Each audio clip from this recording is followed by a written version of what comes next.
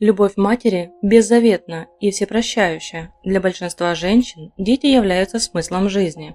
Но есть и те, для кого они становятся оружием мести.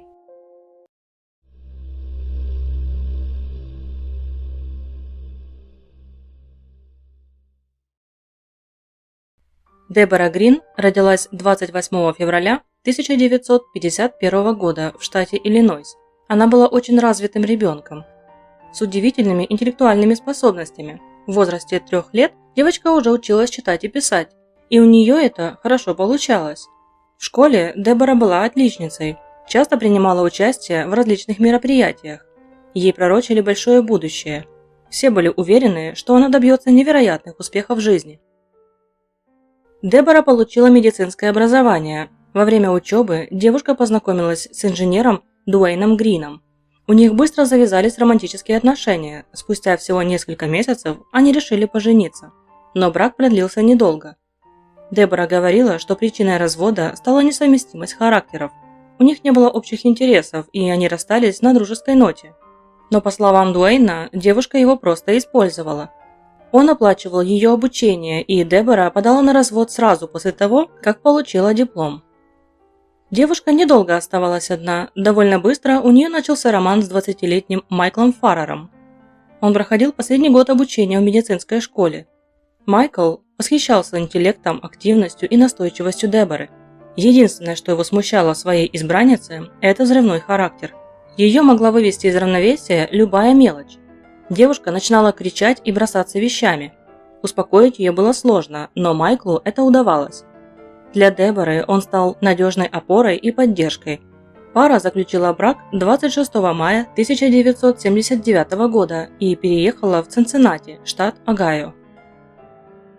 У Деборы были проблемы со здоровьем, в числе которых частые мигрени, перепады настроения, бессонница. Она принимала много лекарств.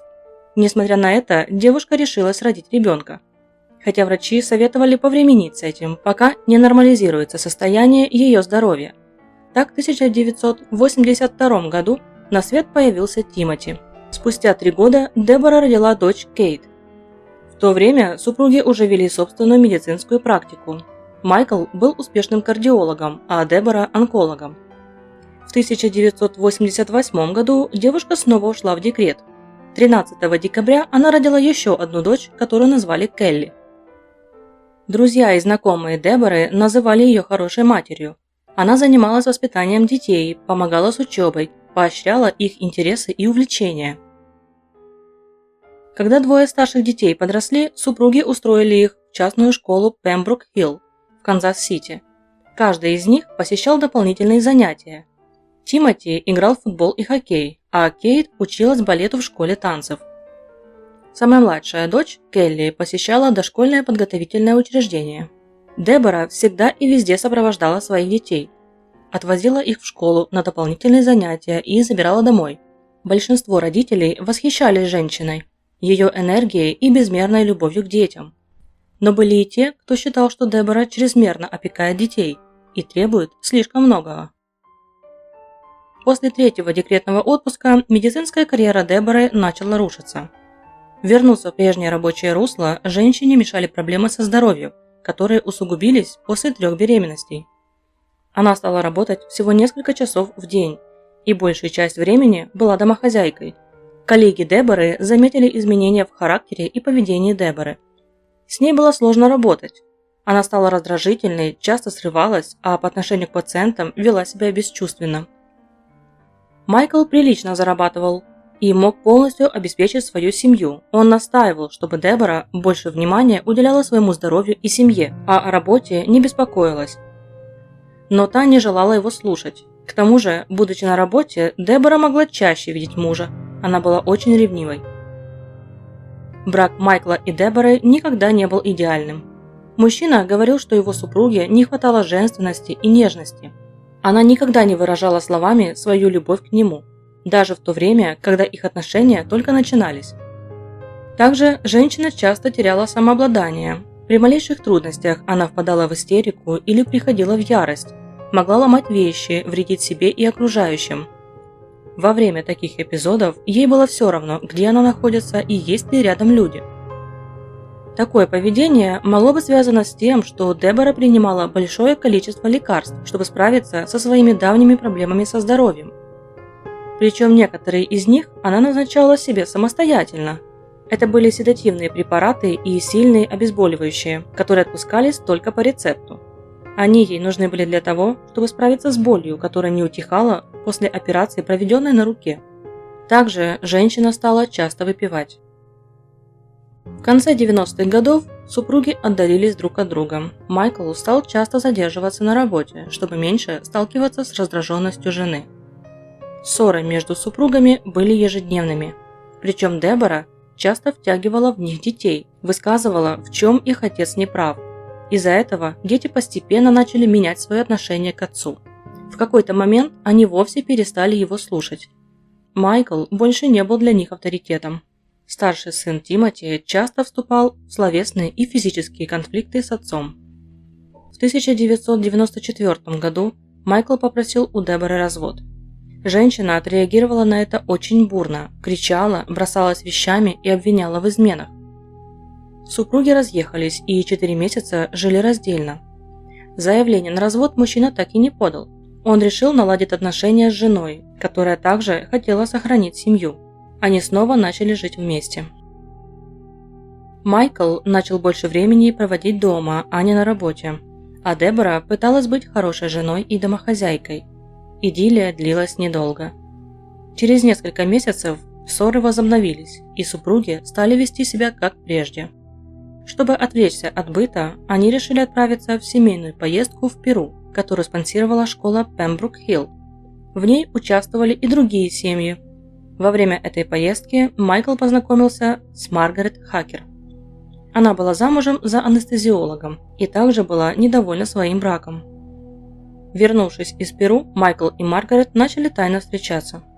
Вскоре мужчина снова попросил у Деборы развод и рассказал о романе с Маргарет. Это привело к громкому скандалу. В этот раз Майкл подал на развод, но не спешил уезжать из семейного дома. Дебора стала жить в отдельной комнате. Она часто напивалась и начинала скандалить. Мужчина боялся оставлять ее одну с детьми. Женщина едва справлялась с домашними делами и распорядком детей. Внезапно Майкл заболел. Он несколько дней мучился с постоянной тошнотой, рвотой и диареей. Его госпитализировали и диагностировали отравление, которое связали с поездкой в Перу. Состояние Майкла было критическим, но врачам удалось ему помочь. После выписки из больницы мужчина вернулся к семье, где за ним ухаживала Дебора. В первую же ночь после выписки Майклу снова стало плохо. На следующее утро он отправился в больницу. Так повторилось трижды. Каждый раз, когда мужчина возвращался домой, ему становилось плохо. После проведения большого количества анализов, врачи посчитали, что симптомы могли быть вызваны сильным стрессом из-за предстоящего развода. Но любовница Майкла, Маргарет, считала, что Дебора его отравляет, ведь в больнице ему становилось лучше, а дома состояние снова ухудшалось. Мужчина обыскал вещи супруги и нашел в них пакетик с семенами клещевины. В них содержится ядовитое вещество рицин, потребление которого приводит к мучительной смерти. Попадая в организм, вещество атакует все клетки желудочно-кишечного тракта. Стремительно развивается обезвоживание. Быстро падает кровяное давление. Без медицинской помощи человек быстро умирает. Выявить яд сложно, тем более, если он поступает в небольшой дозе. Майкл рассказал о своей находке и подозрениях в отравлении Деборе.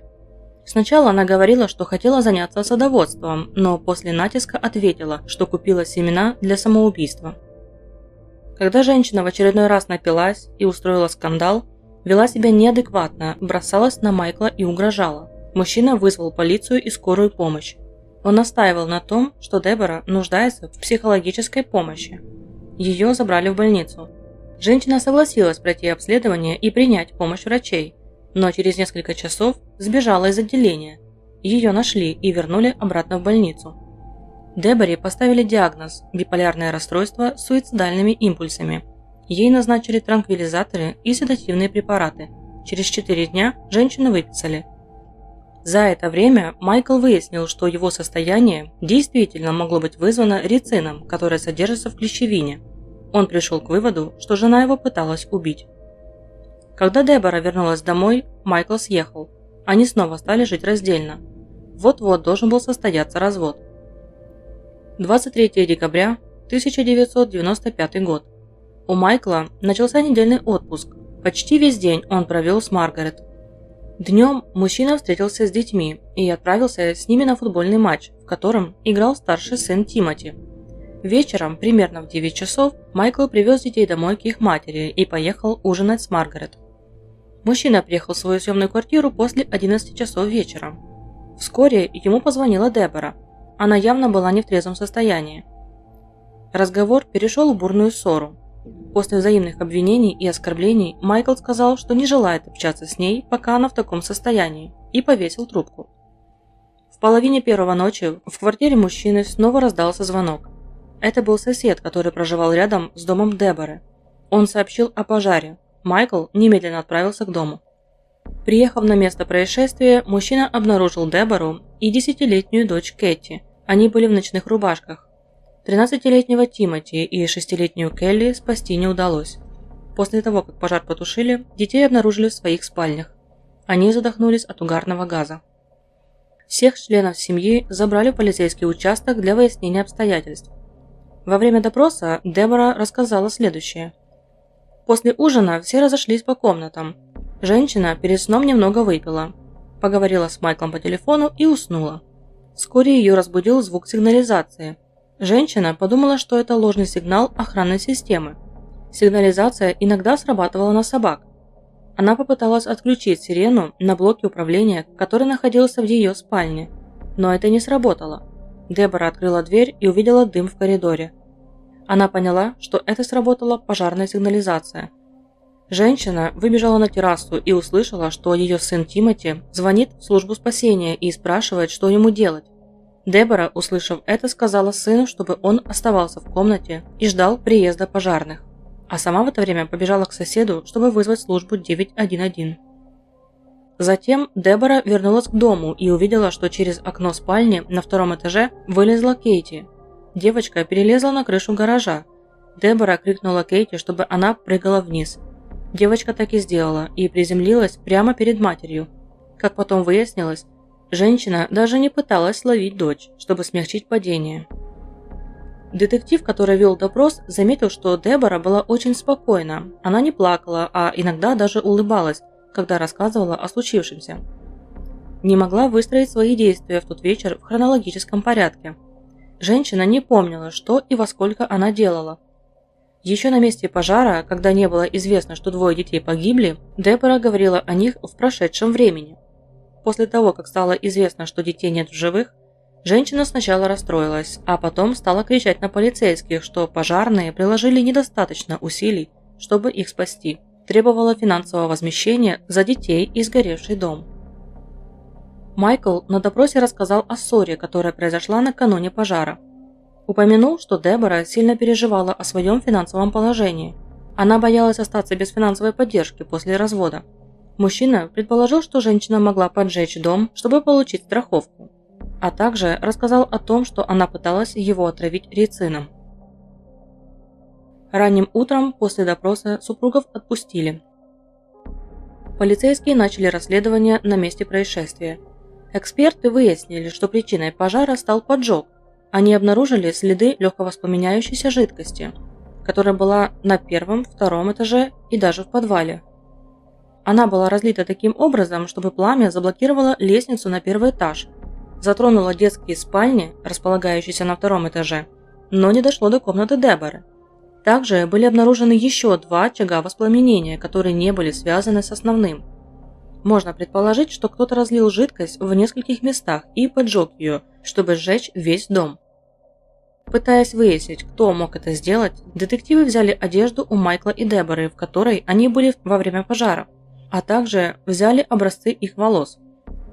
Эксперты сказали, что волосы поджигателя однозначно должны были пострадать, но им ничего обнаружить не удалось, пока не раскрылось несколько интересных фактов. Когда Дебора прибегала к соседям, чтобы позвонить в службу спасения, ее волосы были мокрыми, а за время проведения следствия она дважды стриглась. Такое поведение было подозрительным. Она говорила, что не видела огонь в доме, когда открывала дверь своей спальни, был только дым. Дебору снова вызвали на допрос. Начались длительные судебные разбирательства, в ходе которых все же удалось доказать, что поджог совершила Дебора. Хотя первое время ее защита пыталась обвинить погибшего Тимоти в поджоге. Якобы он желал отцу смерти и из мести поджег дом. Также было доказано, что Дебора купила семена клещевины для того, чтобы избавиться от мужа. Она регулярно подсыпала яд в его еду. Женщина больше не могла сопротивляться веским доказательствам против нее, и 17 апреля 1996 года пошла на сделку с судом. Изначально ее хотели приговорить к смертной казни, но благодаря добровольной сделке женщина получила 2 40-летних тюремных срока, без возможности условно-досрочного освобождения. Но она все же сможет подать прошение о пересмотре дела в 2035 году. Но вряд ли это произойдет. На данный момент женщине исполнилось 70 лет. Будучи в заключении, Дебора продолжала настаивать на своей невинности. Она писала письма бывшему мужу Майклу и дочери Кейт. Каждый раз история в них менялась. То она утверждала, что Маргарет подожгла дом, то писала, что ничего не помнит, так как приняла большую дозу лекарств в тот вечер. Психолого-психиатрическая экспертиза подтвердила вменяемость Деборы. Отношения Майкла с дочерью Кейт не сложились. Она была зла на отца и во всем винила его.